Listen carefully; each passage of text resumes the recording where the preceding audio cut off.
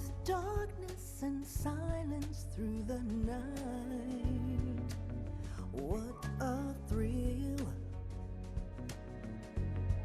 I'm searching and I'll melt into you.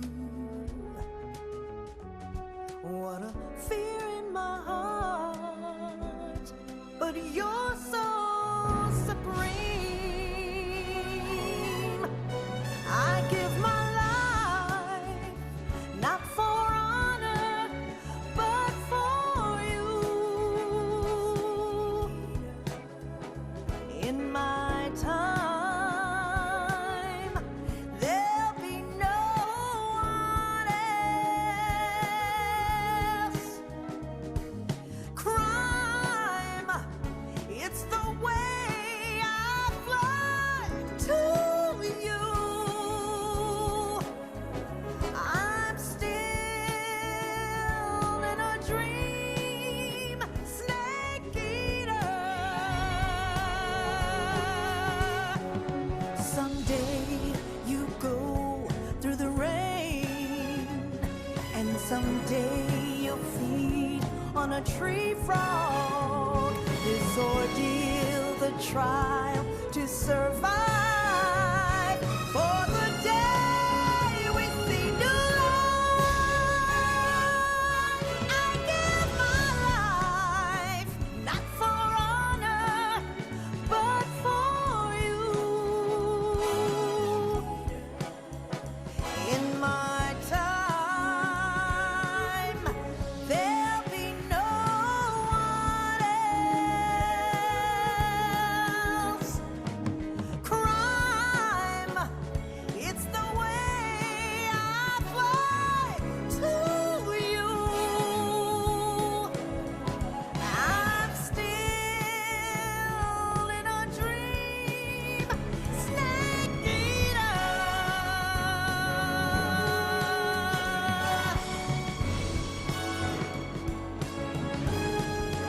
I'm still in a dream, snake eater.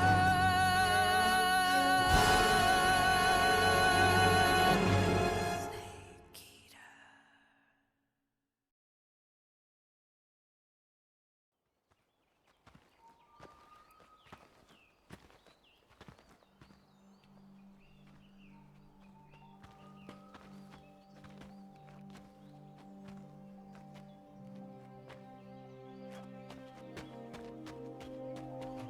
Come on, Snake.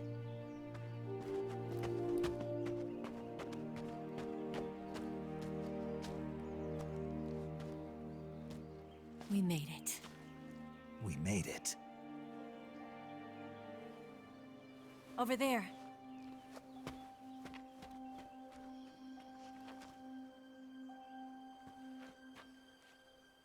It's the boss, isn't it? I'll go get the wig ready to take off. Right. I'll leave you two alone. But come back in one piece, okay?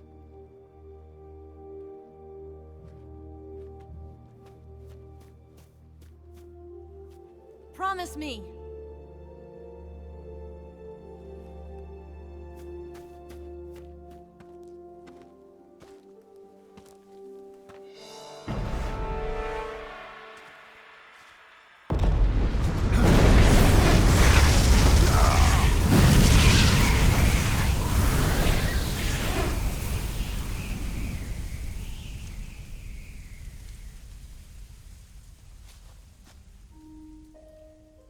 Life's end.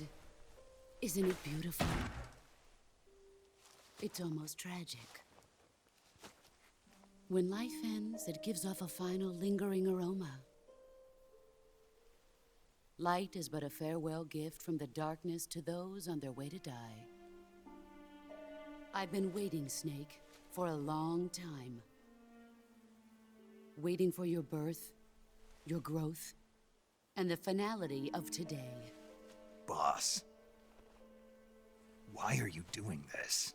Why? To make the world one again. The world used to be whole. But with the end of the Second World War, the philosophers began to fight amongst themselves, and the world was torn apart. The Cobras, my comrades who trained and fought alongside me, were torn apart as well. The foibles of politics and the march of time can turn friends into enemies just as easily as the wind changes. Ridiculous, isn't it? Yesterday's ally becomes today's opposition. And this Cold War? Think back. When I was leading the Cobras, America and Russia were fighting together. Now, consider whether America and Russia will still be enemies in the 21st century. Somehow I doubt it. Enemies change along with the times, the flow of the ages, and we soldiers are forced to play along. I didn't raise you and shape you into the man you are today just so we could face each other in battle. A soldier's skills aren't meant to be used to hurt friends. So then what is an enemy?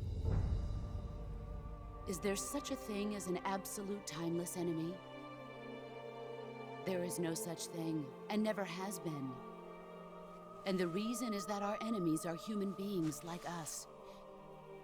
They can only be our enemies in relative terms. The world must be made whole again. The philosophers must be reunited. I will devote my skills to that purpose. And with the Colonel's money, I will achieve that end. Just as I once created the Cobras. They are my family. I may no longer be able to bear children, but I still have a family. It was November 1st, 1951. I was in the Nevada desert participating in atomic testing. The name Nevada is derived from Spanish, covered in snow, white as snow. And snow is exactly what I saw in that Nevada desert. It froze my blood white. Snake, you were an atomic test subject, weren't you? On Bikini Atoll. That's part of the reason I was drawn to you. You and I are alike. We're both slowly being eaten away by the karma of others. We'll never have the chance to die peacefully of old age. We have no tomorrow. But we can still have hope for the future. In 1960, I saw a vision of the ideal future from space. 3 years earlier, the Soviet Union had succeeded in launching Sputnik, the first man-made satellite in history, into orbit. This came as a huge shock to the United States. In response, America threw everything it had into its own manned spaceflight project, the Mercury program. Even as the Soviets seemed poised to send their first man into space, America was still experimenting with chimpanzees and rockets. The government wanted human data. So they secretly decided to send a human being into space. I was the one they chose. At the time, they didn't have the technology to block out cosmic rays, and whoever they sent up would inevitably be exposed to heavy radiation. That's why they chose me. After all, I'd already been irradiated once. Of course, you won't find any of this in the history books. I could see the planet as it appeared from space. That's when it finally hit me. Space exploration is nothing but another game in the power struggle between the US and the USSR. Politics, economics, the arms race, they're all just arenas for meaningless competition. I'm sure you can see that, but the Earth itself has no boundaries. No East, no West, no Cold War. And the irony of it is, the United States and the Soviet Union are spending billions on their space programs and the missile race, only to arrive at the same conclusion. In the 21st century, everyone will be able to see that we are all just inhabitants of a little celestial body called Earth. A world without communism or capitalism, that is the world I wanted to see. But reality continued to betray me. In 1961, I was sent to Cuba, to Bahia de Cochinos. It was part of a CIA-sponsored invasion under the guise of taking Cuban exiles back to their country. But the US government betrayed them. Our weak-kneed president held back their air support. Defenseless, the exiles were annihilated by the Cuban army. All I could do was watch in silence. I was set up by the very country I'd sacrificed so much for, by the very government I dedicated my life to defending. I was driven from the surface world, and I went underground. Then, 2 years ago, I faced the Sorrow, my old comrade in battle. He was my friend. But one of us had to die. I was left with no choice. The Sorrow gave his life for me.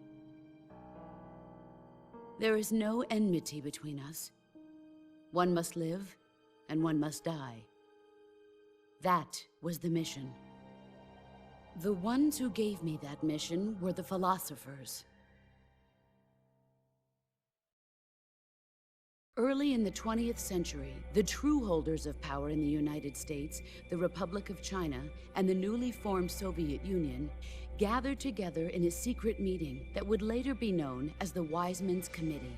The secret pact they formed there marked the beginning of the philosophers. But the last of the original members died in the 1930s. After that, the organization began to run out of control, and the Wiseman's Committee degenerated into a mere shell of its former self. The philosophers of today have no sense of good or evil. Their influence extends to countries and organizations involved in every aspect of every war. They have become war itself. That's how they operate. The sacrifices of war cause a shift in the times. This shift leads to renewed conflict, and in turn triggers the next war.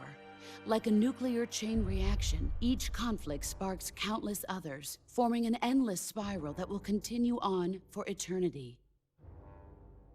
Do you understand what I'm saying, Snake? By consuming me and you, the philosophers intend to keep that cycle going forever. It was my father who explained all of this to me.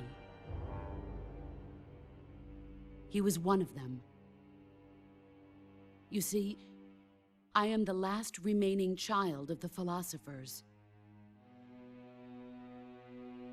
But after he revealed the truth, my father was killed by that same shapeless, formless organization. And my father isn't the only thing the philosophers have taken from me. In June of 1944, the Cobras and I took part in the landing at Normandy. We'd been given a top-secret mission to locate and destroy enemy V-2 rocket installations. I was pregnant at the time. The Sorrow was the father. I gave birth on the field of battle. A beautiful baby boy. But my child was snatched away from me by the philosophers.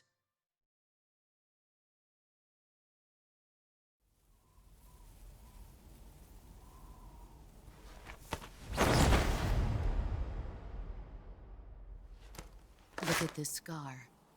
This is proof that I was once a mother. I gave up my body and my child for my country. There is nothing left inside me now. Nothing at all. No hatred, not even regret. And yet sometimes at night, I can still feel the pain creeping up inside me, slithering through my body like a snake.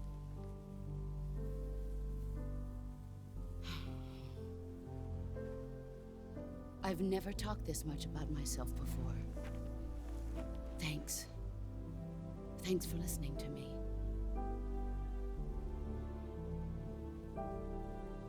I feel content. Snake, commence the operation. I raised you. I loved you. I've given you weapons, taught you techniques, endowed you with knowledge. There is nothing more for me to give you.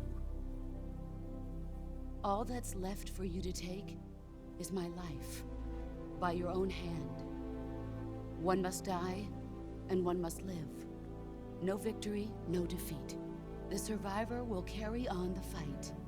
It is our destiny. The one who survives will inherit the title of boss. And the one who inherits the title of boss will face an existence of endless battle. I'll give you 10 minutes. In 10 minutes, Miggs will come and bomb the hell out of this place. If you can beat me in less than 10 minutes, you'll be able to escape in time. Let's make this the greatest 10 minutes of our lives, Jack. Boss. You're a soldier. Finish your mission. Prove your loyalty. Face me. I come.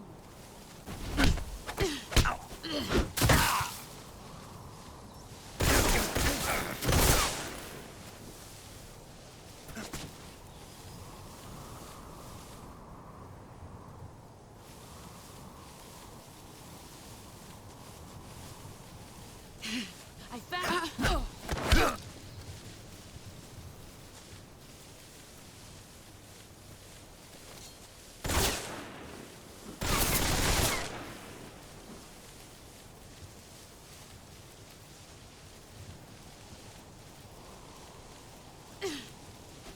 Let's see what you're made of. Excellent, Jack.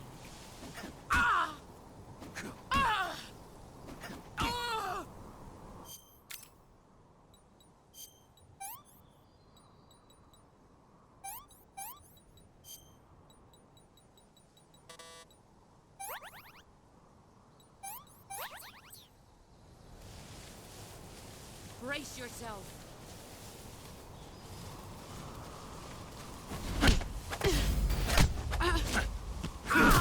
You're better than I am.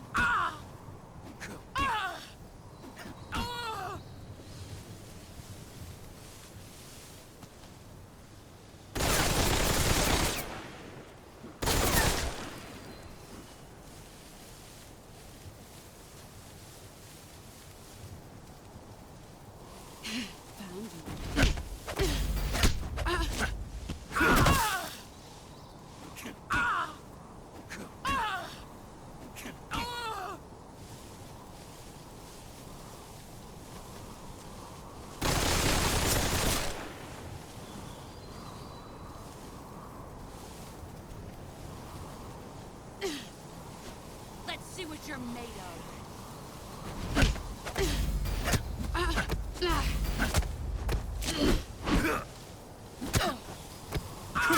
Your skills have improved.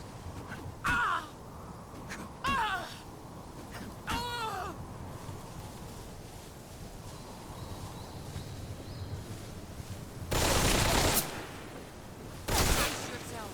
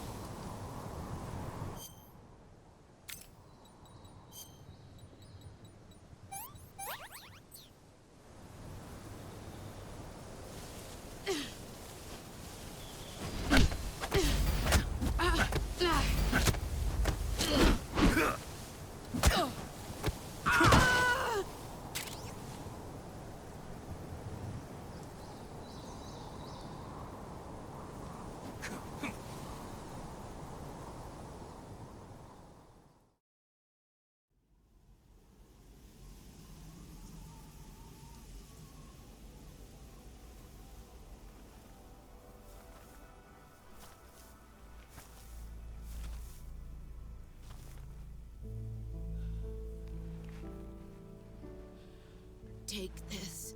Keep it safe.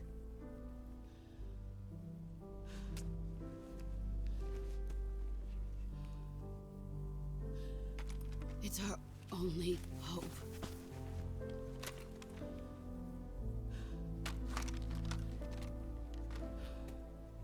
A patriot? Why are you giving me this? Jack. Or should I say, Snake. You're a wonderful man. Kill me. Kill me now. Do it.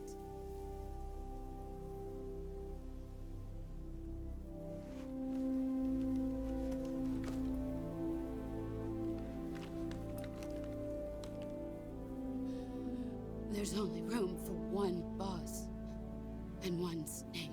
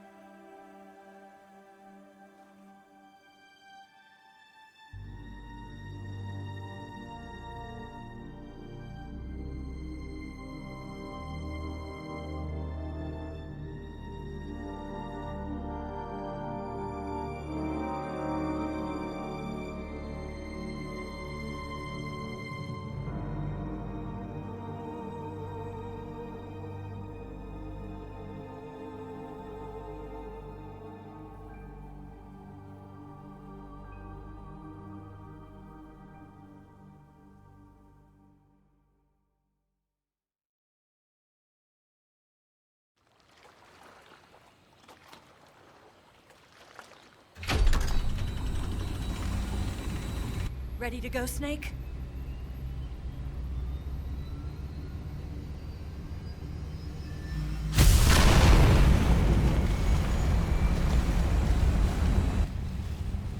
Are you okay? Snake? Yeah.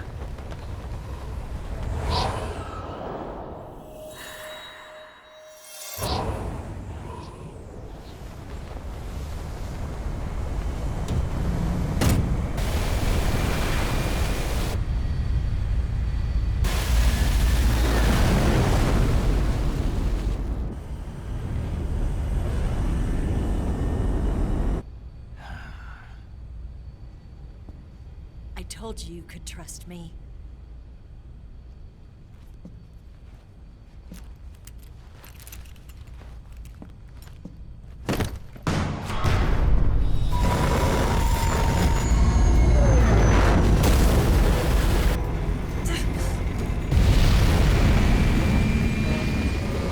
Snake! Ocelot! We're not done yet.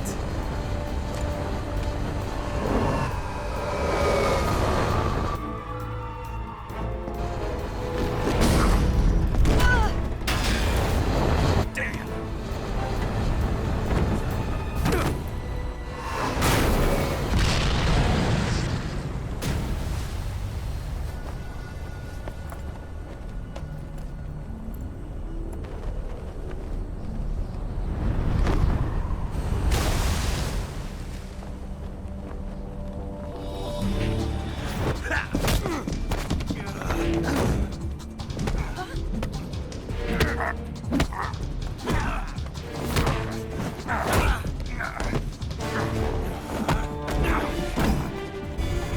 heavy!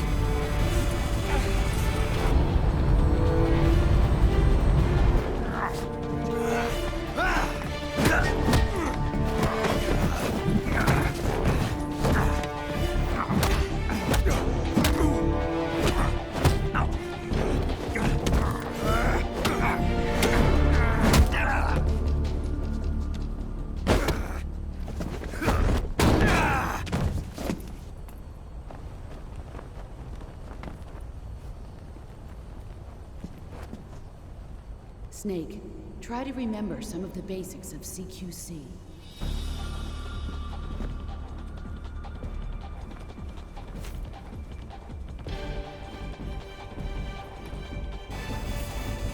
Not good!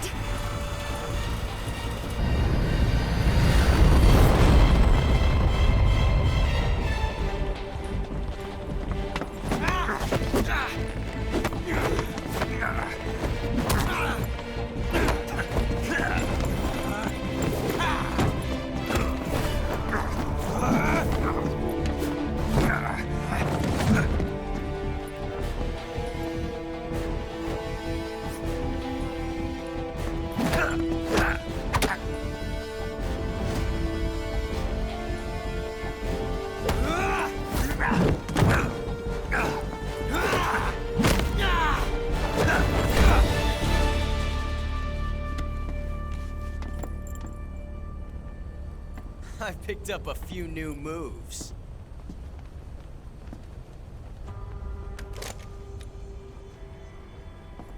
Huh. It doesn't feel right to shoot an unarmed man. But I'll get over it. Eva!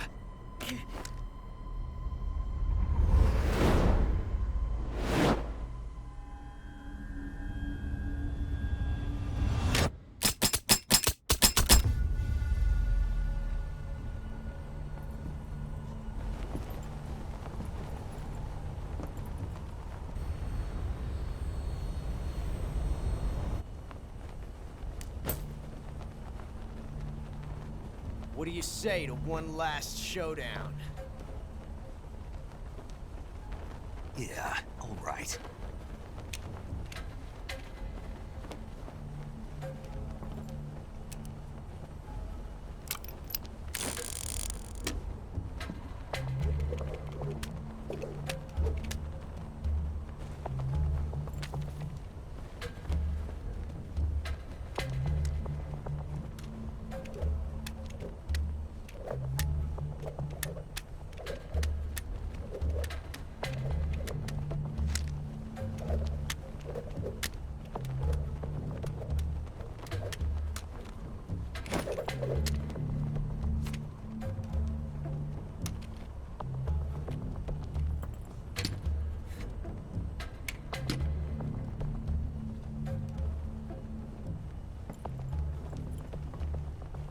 What's your name? Snake. No. Not that name. You're not a snake, and I'm not an ocelot. We're men with names. My name is Adamska. What's yours? John. Very well, John. Plain name. But I won't forget it.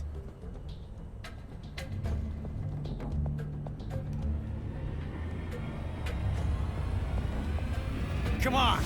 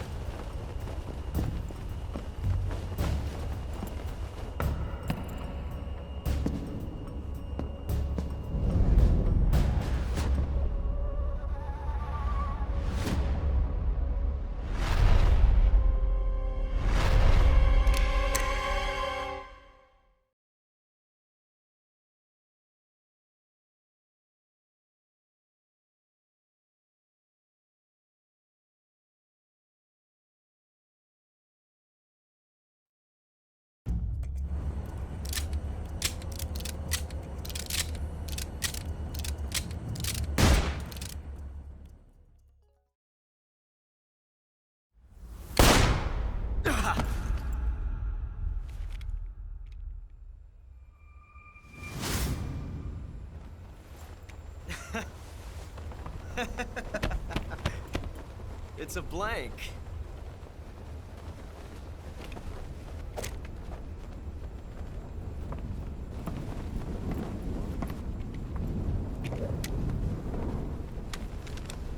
Ah, that was fun.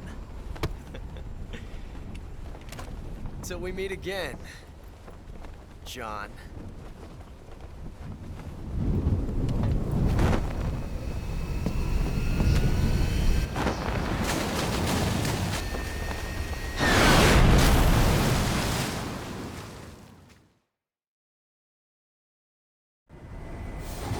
Snake!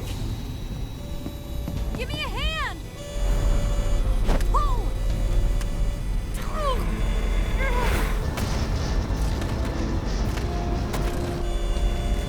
Come on, pull up!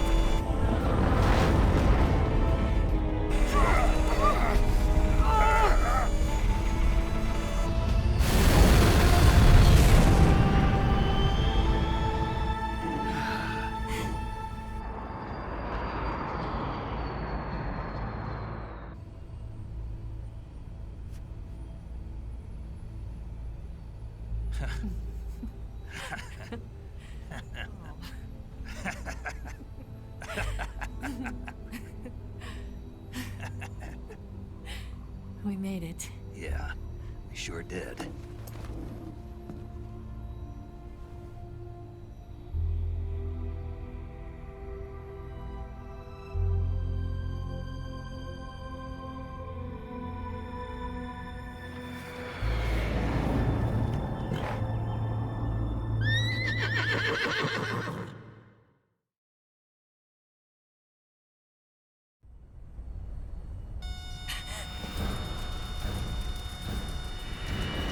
Oh no, Miggs!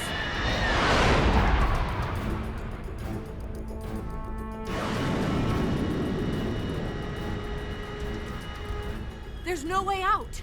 What are we gonna do? We've come too far to let them stop us now. Those things have got to be armed. It's no use. There's no way we can outmaneuver them.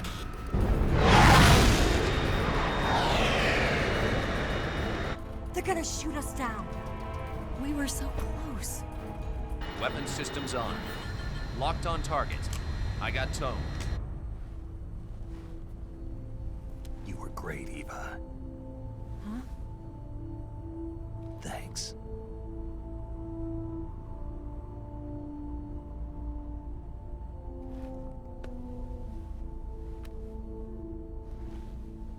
Oak 19, this is Control. Stand by for a direct order from the chairman. Oak 19, return to base immediately. Do you read me? This is a direct order from Comrade Khrushchev. Return to base immediately. Oak 19, do you copy? Understood. Aborting mission. RTB. Look! The MiGs are turning back! Woo!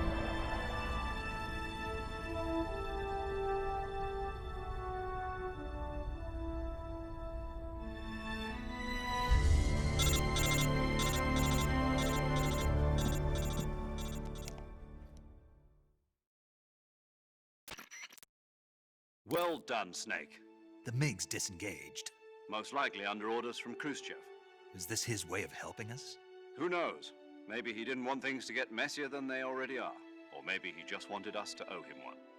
The important thing is, you made it out alive. As long as Khrushchev is with us, I don't think they'll be coming after you. It should be smooth sailing all the way to Alaska. I'm sending someone out to Galena Base to meet you. To meet me? The DCI and the President himself are waiting at Langley. Don't keep them waiting.